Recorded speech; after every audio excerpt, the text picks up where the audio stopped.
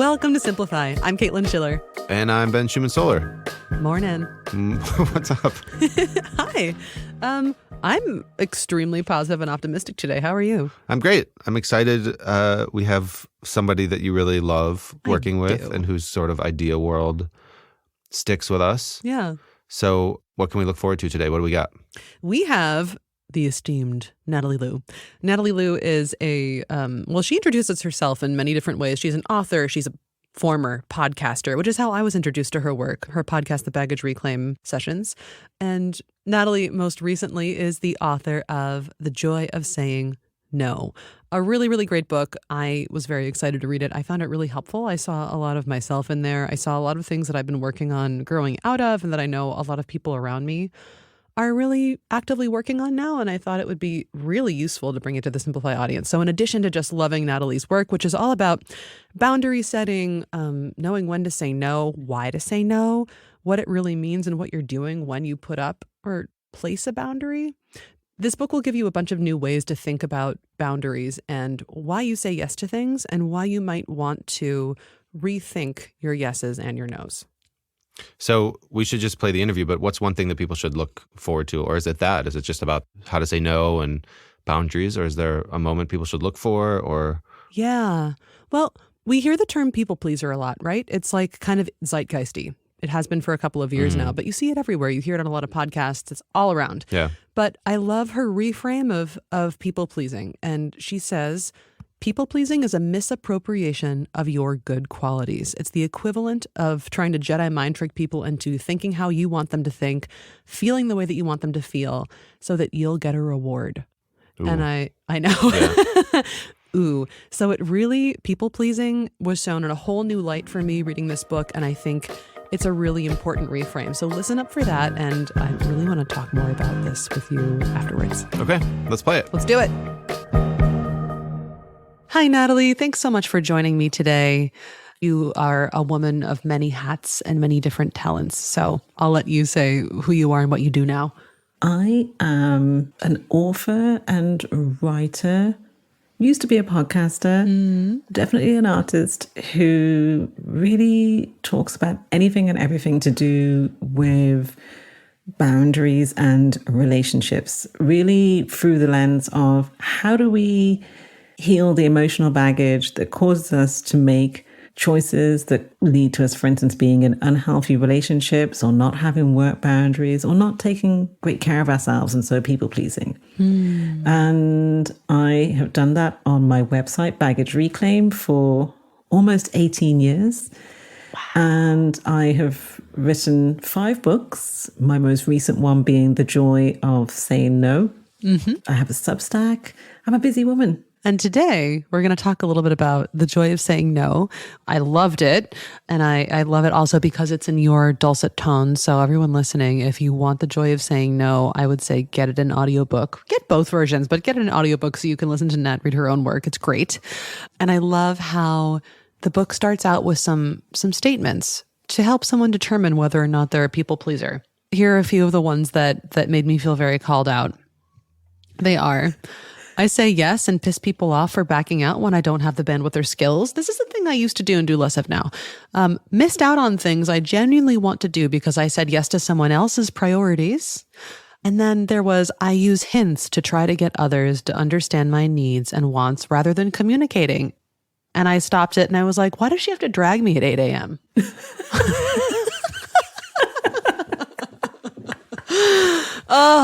What I loved about this, you have 5 types of people pleaser. And I think that every single one of us can find one of these profiles that we identify with, if not many, and we can really understand the people around us and why they do the things they do so much better through that lens.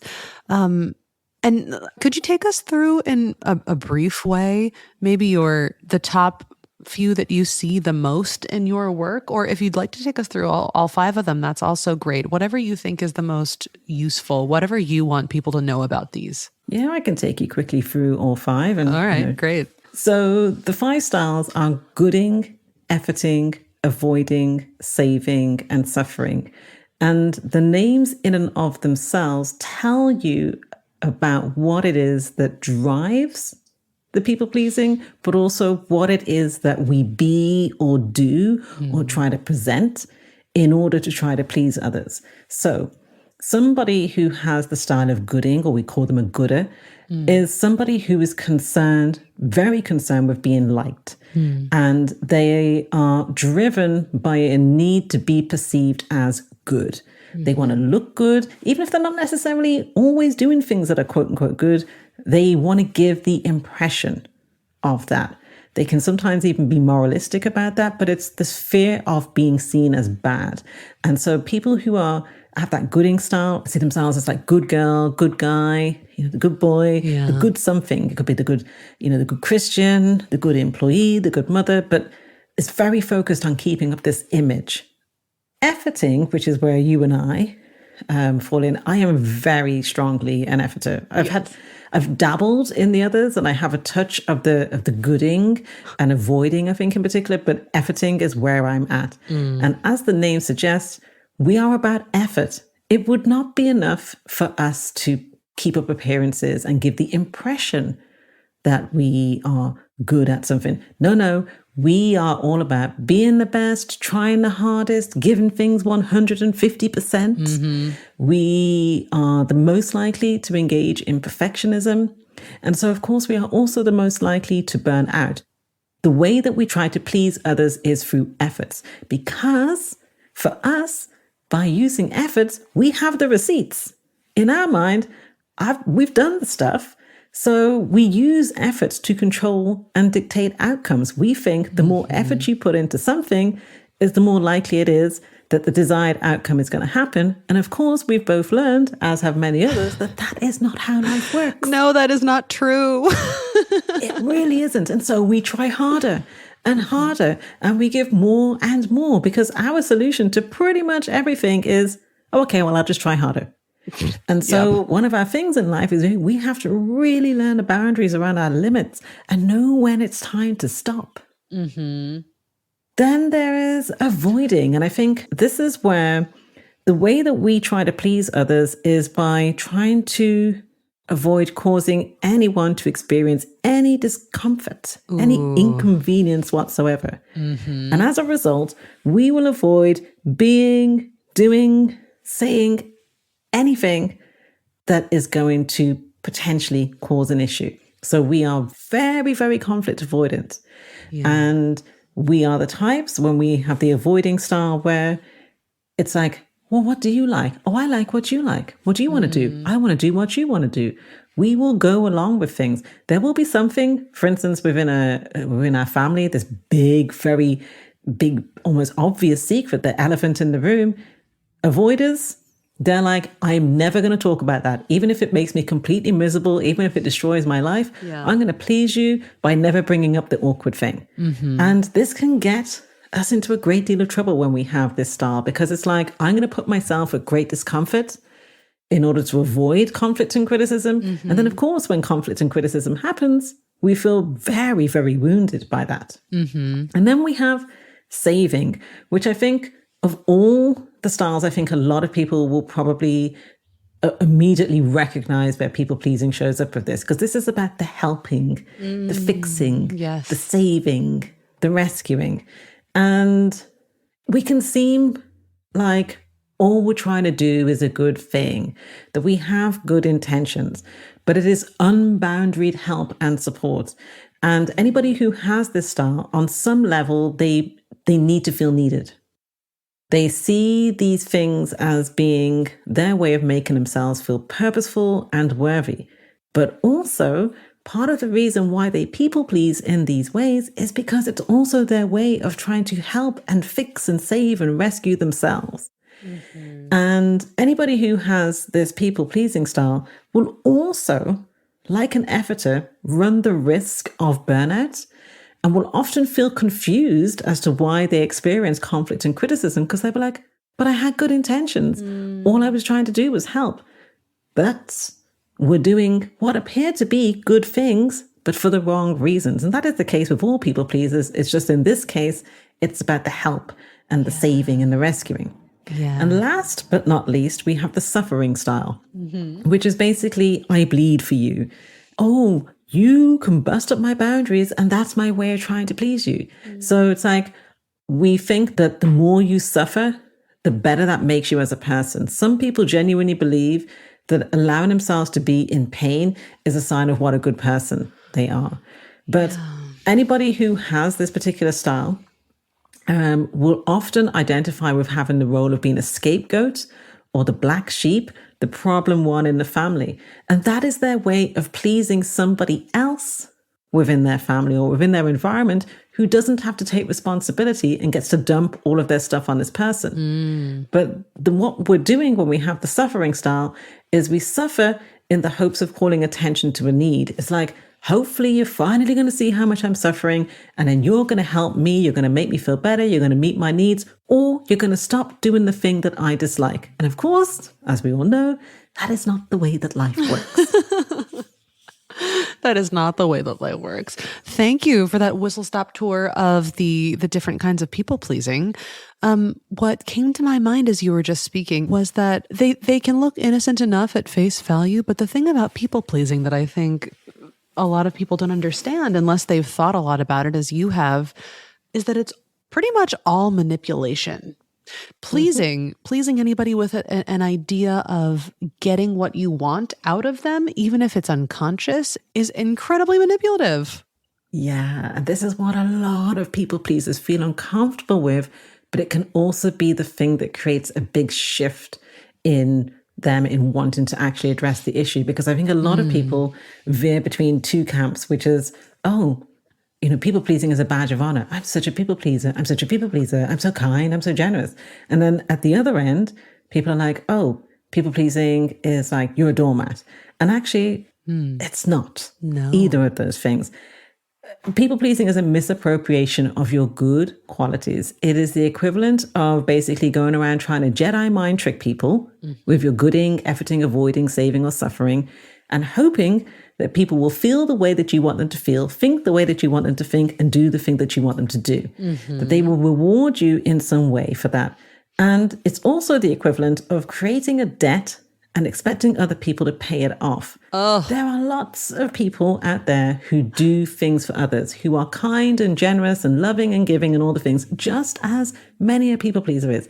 However, those same people who do things, for instance, for their family, or they stay behind late at work, or they did something for their partner, whatever it might be, they do it with awareness of what they're doing. They're not doing it because they're afraid of what will happen if they don't do it.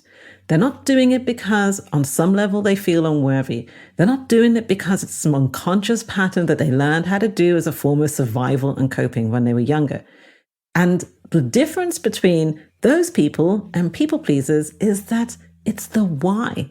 We do things that for all intents and purposes are often, but not always, good things, but we do them for the wrong reasons. And it's the why, the hidden agenda, the dodgy reasoning that makes it into people-pleasing and that makes it problematic. People don't want to be in hidden contracts. People don't want to be manipulated. I call it the calling card of a people-pleaser. Things don't go the way you wanted, and you either say it or in your head you go, but after everything I've done for them, after everything I did for you, boom, people-pleasing. And I think, something I mentioned in the book is about how a lot of people pleasers feel very confused. And this will be particularly the case for gooders. They really feel very confused when they are not liked by somebody, or when people are suspicious of their motives. And what we actually have to recognize is that in some of those instances, those people are right to be suspicious of our motives. Yes. And it is easy for us to argue, but I'm just trying to do a nice thing. I've heard this a lot from people who, for instance, they've been for a breakup and they don't understand why their ex won't talk to them. But their ex has asked them to respect their boundary of the space, but they're going, well, I just want to talk to you. And I said all these really nice things about you and I'm just trying to be nice. And I'm going, but just because you're trying to be nice, it doesn't mean that you're not overstepping the boundary. Right. One of the things that I heard about boundaries in the book, you say that for boundaries to respect us and others, they need to be mutual. And I would love to hear you talk a little bit about that because it sounds very simple, but I think it's actually quite complex. When you think of a boundary, people have like all these ideas about what a boundary is, and they're not exactly the first thing that comes to mind. I would just love to hear you talk a bit about mutual boundaries and what a boundary actually is and isn't. Yeah, so what I was talking about there was that our boundaries are twofold. So when we have a boundary, for instance, that we want to, I know people like to use this word set for others or communicate to others, we also need to uphold that boundary for ourselves.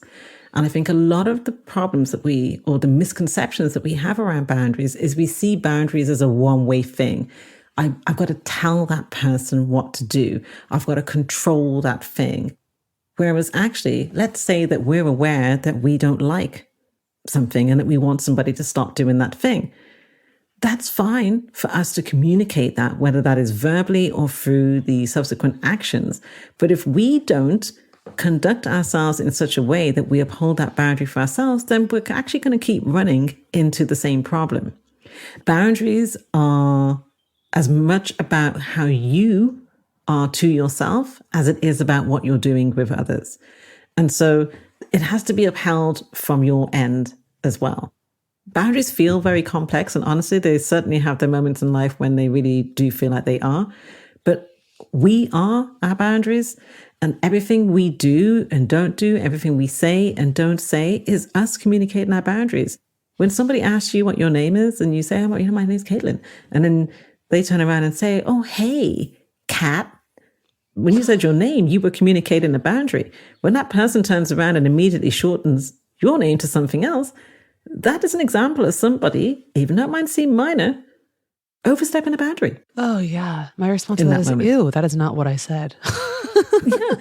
But everything we do is a communication of our boundaries. So there is no point in us going, I don't like it when Bobby keeps borrowing money from me. And so I'm going to turn around to Bobby and say, hey, stop borrowing money from me. But then we keep offering money to Bobby. Or when Bobby comes back and says, can I borrow some money from you? We turn around and give him the money. How is that? Like, we think that just turning around and saying, I don't want to lend money to you is enough to uphold the boundary. What about what we need to do on our end? What needs to shift for us? Right. And what I was very surprised by initially when going through the joy of saying no was that all of a sudden you were talking to me about inner child work. And I was like, hang on, how does the inner child relate to any of this? And as I listened, I was like, oh my God, Natalie is so right. Gooding, efforting, avoiding, saving, and suffering, they are all adaptive behaviors for a little child. And they're the strategies that we develop when we're little and then never really grow out of. So if that little part of us is buried in there and it's kind of running the show, what do we start to do to unwind this ball of yarn? If we're noticing that we're using these adaptive strategies that maybe worked when we were kids in our families, but we don't want to be using them and pleasing in this way anymore, where do you suggest people begin? So these strategies, they were our surviving and coping mechanisms. They were, as kids, we look around at our environment, the people that we're around, and we're like, what's my place here? What's my job? What's my role? How do I do things that help me be good and to help out? And then we take on the role that fits that. And that can come from, you get praised enough about being a certain thing or doing a certain thing. Next thing is like, oh, well, it's my job to be of service in my family. Boom, you're now a saver. Oh, I get praised a lot for like getting good grades and putting in effort and not being lazy. Boom, efforter. And it's that easy. And what we have to recognize is these roles become maladaptive, as in they become increasingly ineffective and inefficient because we're not supposed to use them in adulthood, because we're supposed to self-actualize and become more of who we really are. And so what we can look at is, what are the jobs that I see as being my responsibility within my family or just in my relationships, full stop? And so what that means is that, like we talked about earlier on, Some people can immediately go, oh, well, it's my job to be the listener or the good girl or the strong one or the problem one or the rebel or the black sheep or whatever it might be. Notice what your role or roles are in your relationships, because this is what you've learned to be and do, but it's not actually who you are. And you've derived a level of purposefulness and worthiness and, an identity from this. But recognizing this and understanding, oh, so this is something I've learned to do in childhood, but it's not actually all of who I am, can actually help you to recognize the difference between you and people pleasing. And then you can be kinder to your younger self, because newsflash, we're not those kids anymore. And we now have way more agency and we have the freedom to choose, but it often doesn't feel like it. Every time we people please, it's like the kid in us is going, oh my God, I'm going to be in so much trouble if I don't do as I'm told. I'm going to get into trouble. Yeah. Somebody's going to hurt me. And the more we people please, the more that we reinforce that message. And so noticing, acknowledging these parts of us, these jobs that we have, can help us to have compassion for those younger versions of us. We're like those matryoshka dolls, those the Russian dolls that have the nesting dolls. I do, yeah. And we are like that, except for instead of there being like, I think there's like normally 6 or 8 of them inside, we have like so many versions of us for all the ages that we have been, for all the different versions of us that we've been throughout our life. So you can imagine we've loads and loads of these.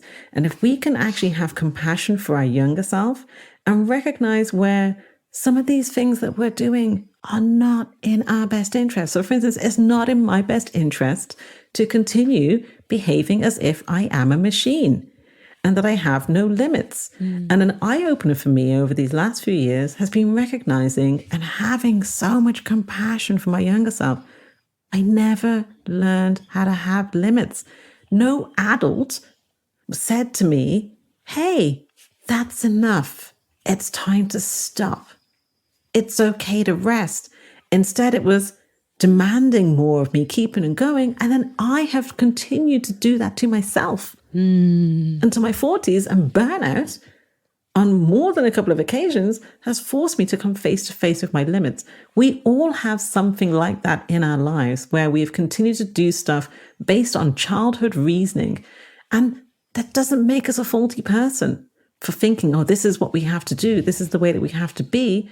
But we need to integrate into who we are now while also becoming the caretaker of that younger version of us who really needs our attention, but also needs some guidance from us with our nose so that we can stop hurting ourselves and so that our younger self stops perpetuating these patterns. Yeah, so well said. So I think you referred to it in the book as we are our own primary caretakers, our own primary caregivers. And you said no one told you as a child that it was okay to stop. It was time for you to take a break. How do we know when is the right moment to say, hey, it is time to take a break? Or how do we know what it's okay to say no to? So I talk about the people pleaser feelings. And they're like anxiety, guilt, resentment, overwhelm, feeling overloaded, helpless, powerlessness, feeling low. These are messages from our body that let us know that either the way that we're going about something isn't healthy. So it could be actually an all right thing that we're doing, but we're going at it in a way that really doesn't respect our well-being, and or that we are doing something for the wrong reasons, that we have effectively signed up for something that is people-pleasing. Yeah. If we can become more aware of when these people-pleaser feelings show up, then we can start to notice the integrity of our choices and whether we're doing things in our best interests. I think also that if we're not aware of our feelings, which is not uncommon, then we can also notice the thoughts and the energy of stuff. So, and I'm pretty sure you're going to identify with what I'm about to say next because we're fellow efforters. I'm ready. For me, I've now realized that when I go at things with a very pushy, striving, hustly, sort of anxious energy, that's a problem. And if I haven't noticed that, and now I've become very forgetful, where I'm having complete blanks about, I might have had certain things in my calendar or somewhere to be, somewhere to go, and I will just have a complete, it's like wipeout, have no recollection, and suddenly be like, oh my God, I'm supposed to be at that place. As soon as that happens for me, I know that I have done too much, that I have overdone it, I'm overtired, and it is time for me to stop. But if I notice at an earlier point, it's that pushing, striving energy. It's that sort of white knuckling, brown knuckling energy.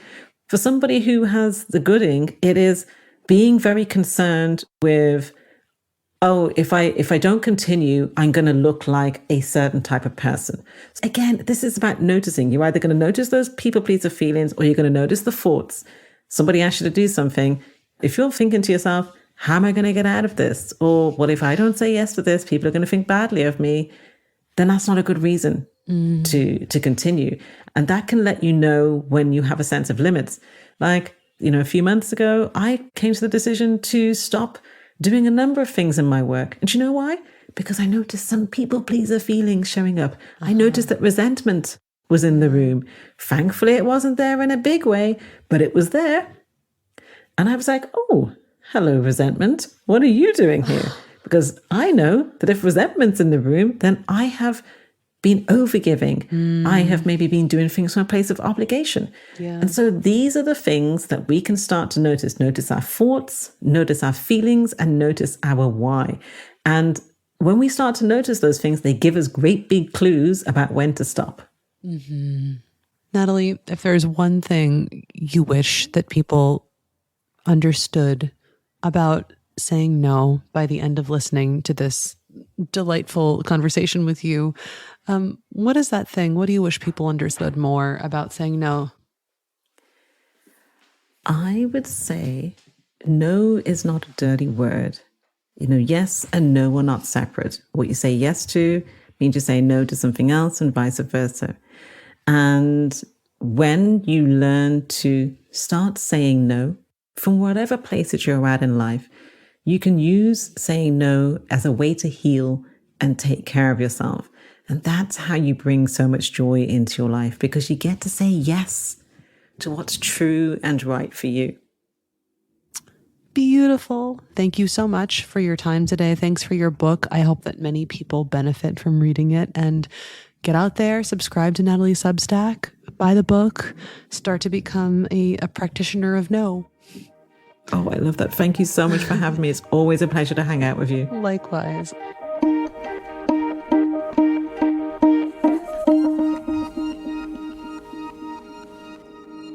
Welcome to the bookend, where we end with books.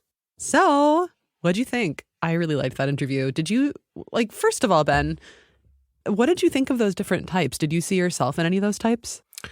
For sure. I mean, many of them. I like how she called you out also on being I admitted to her beforehand. Yeah. Oh, yeah. Mm-hmm. Yeah, there was definitely some off-mic back context. There was so much off. We caught up for about an hour before that interview happened. So yeah. But tell me, I pegged you for a couple of these, but I'm curious to hear where you placed yourself. I don't know how much our audience needs to hear. No, I think I definitely have some gooder in me, and definitely some effortinger, suffering. I mean, all of definitely saving, also avoiding. Yeah. Yeah. I'll take it on. One thing that connected for me, one thing that I wrote down was people don't want to be in hidden contracts. Same here. I have the same thing written down. Really? And after that, you're creating a debt and expecting other people to pay it off. Yeah. Yeah. It reminds me of something you had said with Tiffany Dufu about what's it called when you assign people tasks but they don't know that you've assigned it to them? Yes. What's that called again? You two had a name for that. Imaginary delegation. Okay. Where you delegate a task to somebody but they don't know that you have. And you two were talking about even like mundane house, like family life tasks. Like I assigned my husband to fold the laundry but never told him. And then when he didn't, I got pissed at him as if I had asked him to do it. As if he had failed a task, like as if he had not completed a task that he was responsible for. Yeah. It's really incredible how often we do these things. And it's not often out of any kind of bad intent on our side. It's just, God, we just don't even realize our own, I don't know, tangled webs. Yeah. Yeah. And a lot of this work I feel like Natalie Lue is sharing with the world is, like she says at the end of your talk, is about knowing yourself and being able to have awareness of what you're doing. And that's the first step of all of this. So I really took out just these 5 different types of people pleasing is like a conversation starter. I was, in the park yesterday actually, and we were talking about that a little bit. And it's something you can ask somebody, but you can reflect on yourself. Of course, this other thing, which is that pleasing is manipulation. Yes. Is very interesting and a bit troubling. Mm-hmm. That might be something we can go into a bit deeper in the guide in the app. Yes, absolutely. And yeah, go ahead. I was going to say that was my favorite part. That was like my big blinking lights on moment, because I think it was something I sort of intuitively knew.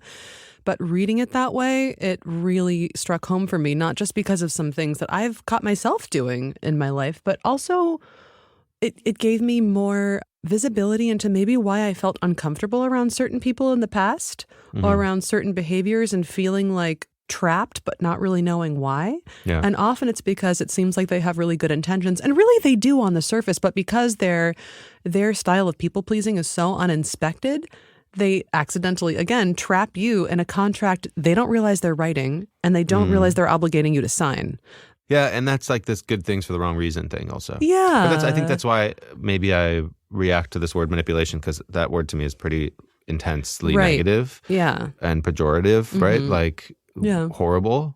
Mm-hmm. But I think sometimes people do it, and you two touched on this, like based on childhood strategies of they don't even realize it. And so there's a lot there. You have to be able to realize this stuff. This framework is helpful to help you reflect on that, realize it when you're doing it. There's also this mirror to your previous conversation with Natalie Lue, which you did live. It was the first ever Simplified Live episode, which was I listened back to this week. You did? Yeah. Wow, I didn't even do that. There's this, you two talk about compliance and consent. Mm-hmm. Like getting from compliance to consent. Mm-hmm. It's about work. It's about applying a lot of these things specifically at work. Yeah. Her previous book was about work, right? Yeah. So I don't know. I kind of want to use that compliance to consent thing as a bridge to the books. Mm-hmm. Yeah, let's do it. But do you want to talk about your kind of key takeaways from the interview? I think that you kind of nailed them. They were the same for me. The manipulation thing hit me really hard. But I was just thinking about the definition of manipulation, and we've hung really like negative psychological baggage on it. But there's a secondary, or maybe it's even the primary definition of manipulation, which just means to move something in a certain way. You can't really help it. You got to pick something up to get at it, right? And we do this in a sort of figurative, ephemeral way all the time, and we don't even realize that the act of picking something up is changing it. That's the same way that manipulation works. You interacting with someone else in a space, yeah, sure, maybe it can be a manipulation, but it's not necessarily manipulation with intent and negative intent. But it's really great to be able to inspect why you are coming from that angle, and it's that self-awareness piece that you just mentioned. Yeah. So let's take that into the books. What do you think? Yeah, let's do it. We're going to recommend some stuff. Indeed. You want to go first? I do. So. Go ahead. You were so ready for that before I even. It's almost like we've done 60 of these. Yeah. Go ahead. No, by all means. So I've recommended this book before. It is, as I said, in the grand canon of like all the Caitlin Schiller book recs. I've gifted this book to so many people. It was like one of the really important books that I read maybe 5 or 6 years ago that got me to think about stress and, God, just the way I was working really differently. Mm-hmm. It's by Gabor Mate. It's called When the Body Says No. It's about the stress cycle. And it related for me to what Natalie was talking about towards the end when I asked her, hey, how do we know when to stop? How do we know when we're acting out of integrity or we're acting in one of these people-pleasing roles? And her thing was, well, my body tells me. I notice that when I'm like, I have this like white knuckling energy to get through something. And then she said, when I start to get forgetful of things and that I don't even realize that I've committed myself to, I know that something's up. Natalie's talked really openly before about some autoimmune stuff that she had going on and really, really strong tinnitus that happened right before her burnouts. And I think that it's really wonderful when you start to, like, tinnitus and burning out and being in physical pain are, of course, really not great things on their own. But noticing when you start to edge up to that point and asking yourself, why is my body feeling like this? What am I doing mentally? What am I doing in my daily practices and habits that is getting me here? And some of us are more predisposed to have very eloquent, sensitive bodies that will talk to us and tell us stuff than others. And some of us have suppressed that for a really long time. I know I have, but learning to listen to my body when it is saying no and reading this book helped me do that has been invaluable. I'm still not perfect at it. I, burned the candle at both ends recently and it resulted in like silly injuries, but I'm getting better at recognizing it. And anyway, when the body says no, fascinating. I really recommend it if you think that you could benefit from starting to listen to your body more or understanding the implications of putting yourself through too much stress or how stress is impacting your body, because people pleasing is invariably a form of stress because it's acting out of integrity, usually with what you really need. That's my recommendation. Nice. Yeah. Yeah, cool. Yeah. Body stuff is part of the awareness thing that we talked about and that Natalie talks about a lot. I was thinking about this boundary keeping and saying no, and I personally worry about overly committing to this path.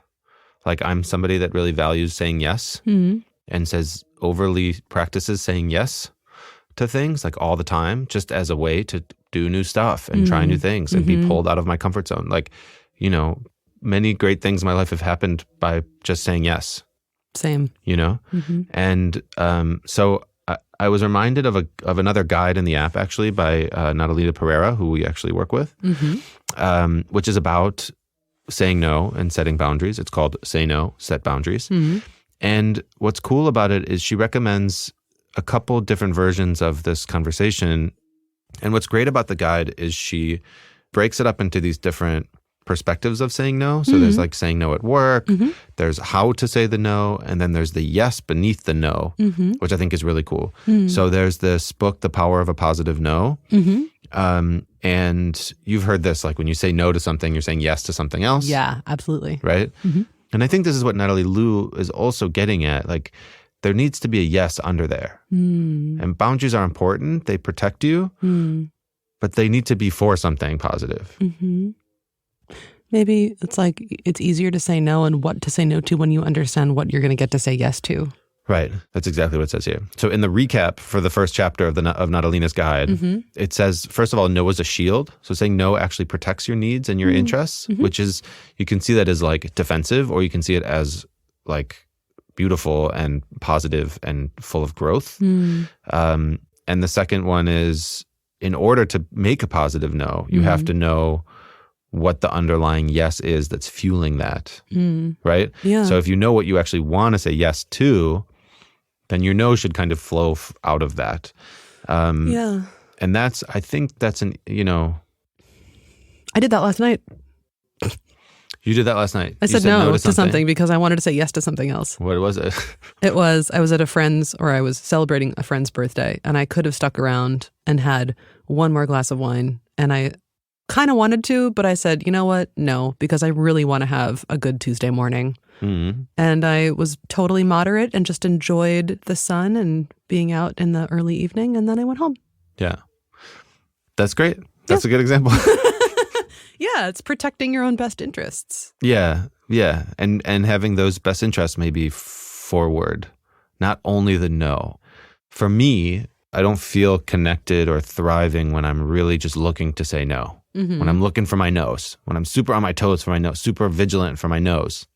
That's all. I just want to say that for me, overly being hyper vigilant of where I can say no doesn't really serve me as much as understanding where I can say yes and using no toward that end. And I think that's what we're talking about. That's how I want to take Natalie Lue's 5 types of people pleasing, finding those things and diving deeper into what is that actually blocking me from, instead of looking for those places to get that kind of pleasing win.